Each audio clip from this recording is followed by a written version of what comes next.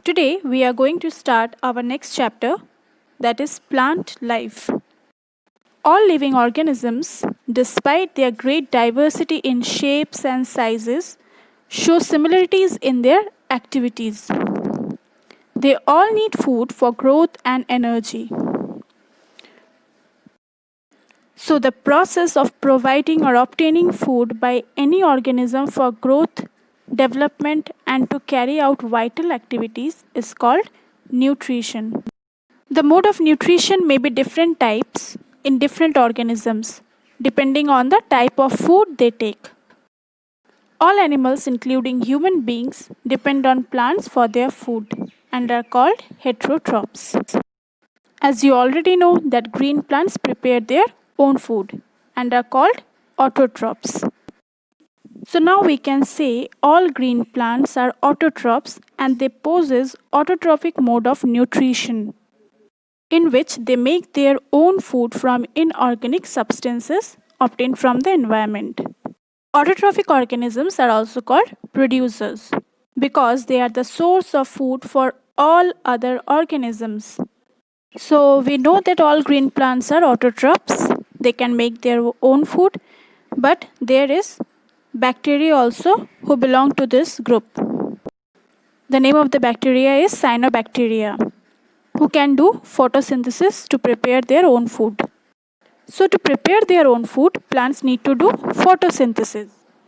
The process of using the energy of sunlight to convert water and carbon dioxide into glucose and oxygen is called photosynthesis.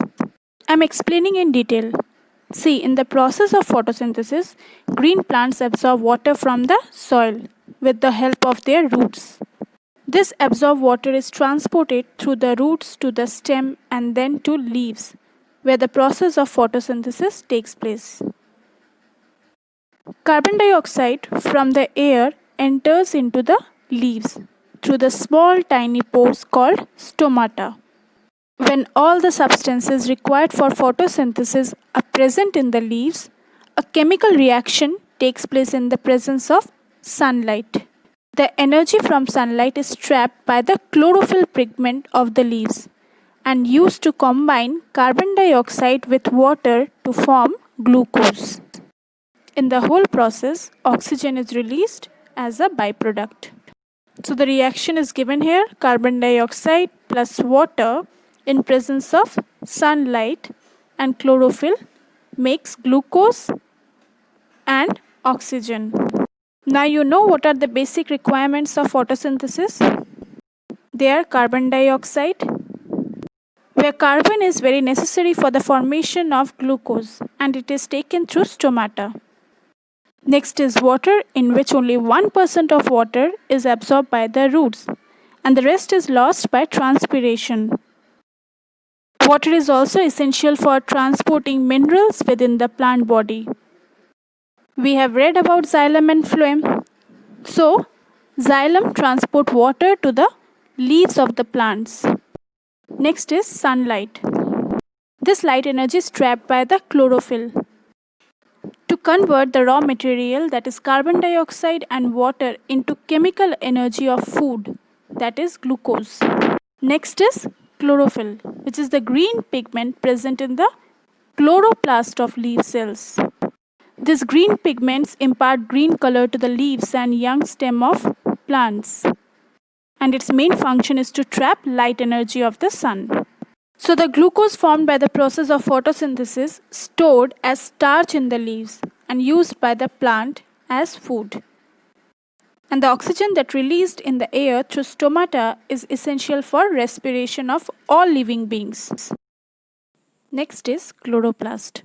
So the tiny structure called chloroplast present in the cells of leaves contain the green pigment called chlorophyll.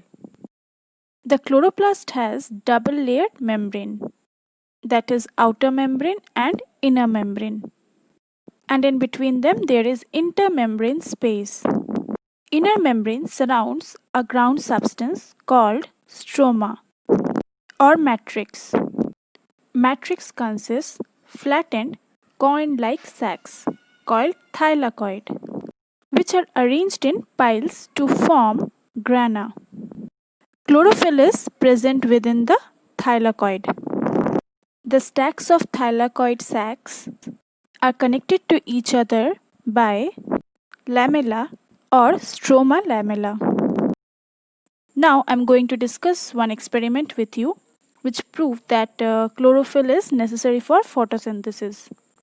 So to carry out this activity you need to take variegated leaves, iodine solution, a test tube, a sheet of paper and a burner. First you need to keep the plant in the dark for 48 hours to destarch the leaves. So what do you understand by destarch the leaves? See, plants make glucose during photosynthesis and store it in the form of starch. So if we keep the plant in dark, then there would not be any photosynthesis. And the stored starch will be used up by the plant. Then bring the plant out in sunlight and leave it for 5 to 6 hours. Then pluck one leaf, mark the green areas in it and trace them on a sheet of paper. Then dip the leaf in boiling water for few minutes. After this, immerse it in a test tube containing alcohol. Then place the test tube in boiling water and let the alcohol boil. The chlorophyll present in the leaf dissolves in the alcohol and makes it appear green, and the leaf turns colorless.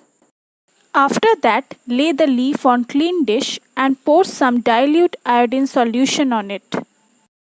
We use iodine as an indicator because it reacts with starch to give a bluish color. So on adding a drop of iodine solution, only the green parts of the leaf turn blue-black or bluish in color. Thus, we can conclude that starch is produced only in areas of the leaf with chlorophyll, and there is no color on the non-green parts of the leaf, or may have other pigment that do not produce starch.